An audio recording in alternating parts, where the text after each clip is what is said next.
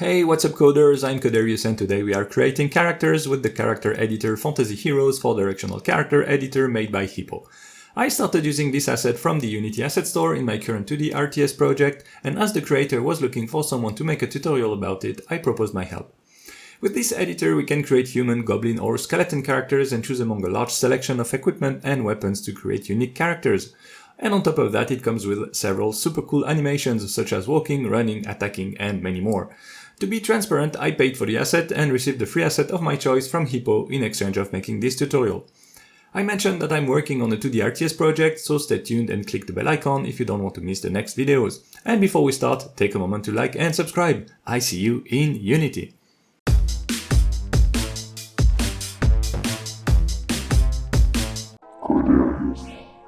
Let's open a new 2D project and import the character editor package. Alright, we can download and import packages from the package manager. Assets acquired in the Unity asset store are located in My Assets. The first install might take a little while. This character editor also works with the Universal Render Pipeline or the new 2D Render Pipeline, which is still in preview, but there is just one small thing to change to use these new render pipelines. Go into Hero Editor folder, under Common and then Shaders, and open the file Gray Paint. Here look for the line light mode equal forward base, that should be around line 33, and change the forward base to universal forward for the URP pipeline, or universal 2D for the 2D renderer. There is a link in the description about the URP shader pass tags in case. If you are using the standard built-in render pipeline, there is nothing to change here.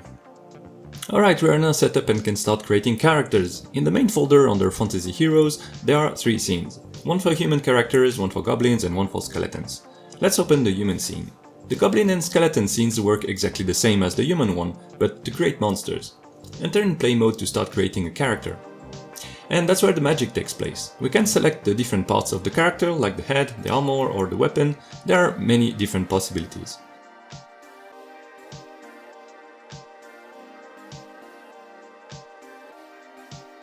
The color of some elements, like the hair, can be changed directly in the editor.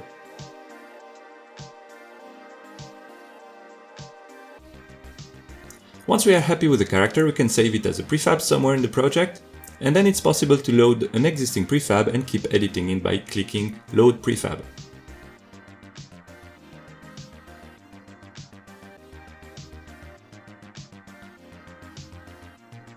It's also possible to save a character just as a JSON file and load it the same way.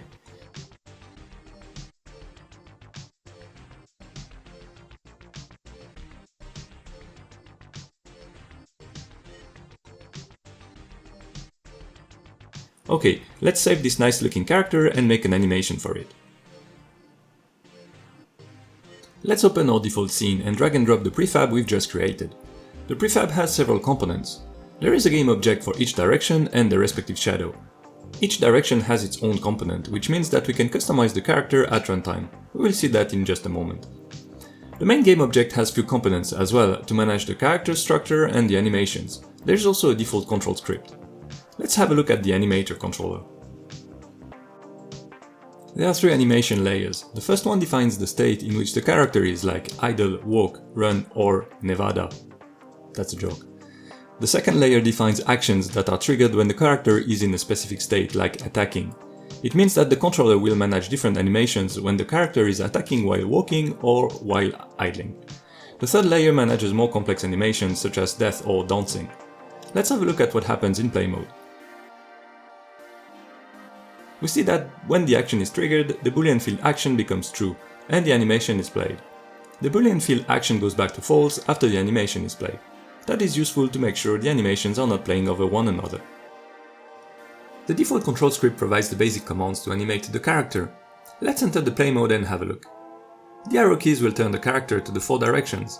Other keys like W triggers the walk animation, I the idle animation and A triggers the attack. Alright, let's have a look at the character control script in Visual Studio to see how it works. The logic is quite straightforward. First we set a direction, then a state, and from there actions can be triggered. At the bottom of the script we see that arrow keys are setting the direction with the setDirection function from the character 4D component.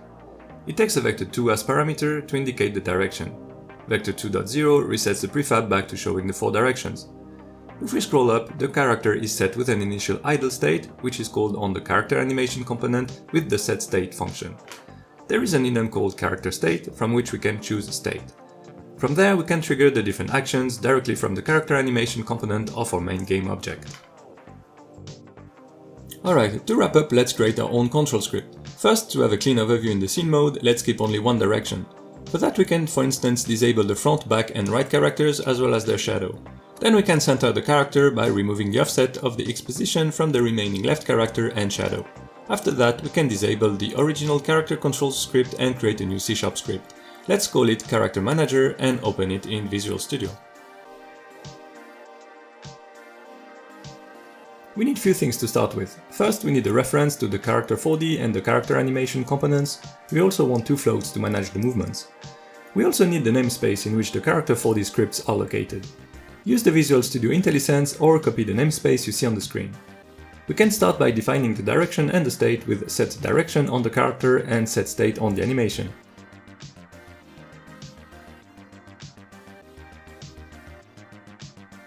Back to the Unity interface, let's assign the character 4D and the animation with a drag and drop of the prefab to the script and start play mode. Fine, our character is turned left and idling. In the code, let's change the vector to left to vector to right and the state from idle to walk. Awesome, our character is now looking to the right and walking. Let's reset our default left and idle and code some movements.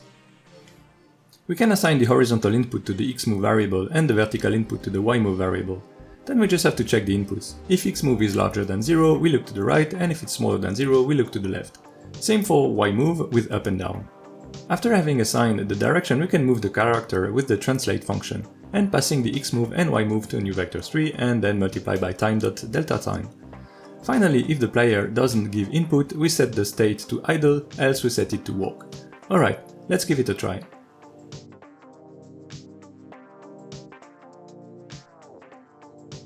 Awesome! Our little friend is moving left and right and switching between idle and walk animation. We also want our character to be able to trigger an action. Let's check if the player presses Q and trigger the attack animation in case. Here we could also check if an action is already being executed with the isAction boolean from the character animation. That way we would make sure the previous attack is completed before starting the next one. Alright, let's run the play mode again. And the attack is now triggered with the right animation when walking or idling. Okay, I mentioned earlier that the equipment can be changed at runtime. There is a list with all the equipment, and one quick way to access it is to go to one of the directional children of the main game object and double-click on the Sprite Collection item. Here is a list of all body parts and weapons. Let's take note of the balanced axe, which is part of the basic collection, and then back to our control script, let's add a reference to the 4 directional children.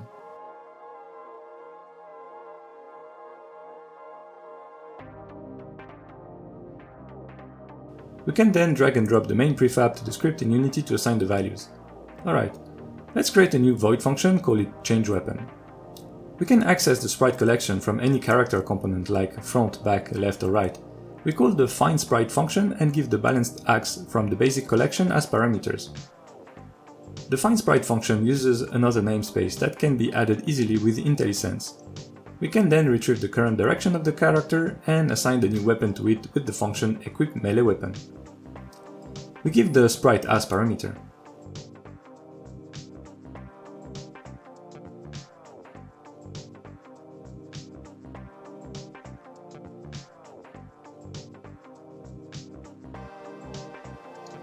Alright, let's call that function when space is pressed and try in play mode.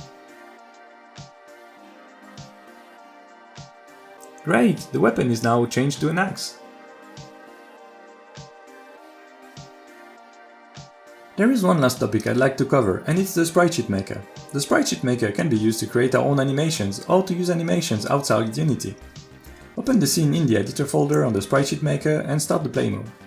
Here we can load the prefab that we created earlier and start creating our own animation. There are several options. First we can select the direction, up, down, left or right, and then the primary animation, which is actually the second layer in the original animator. Then the secondary animation, which would be the state, or the first layer. It's also possible to define a camera size, a frame size, as well as some other parameters such as the frames per animation, screenshot interval and whether the shadow should be rendered or not. Once the options are defined, we can just click on Capture and the tool will generate the sprite sheet in the main project folder on the sprite sheets. So all the sprites are ready to create an animation. Let's copy these folders to our Assets folder.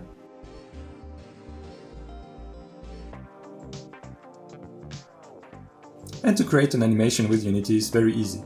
Just select all the sprites of an animation and drag and drop them to the scene.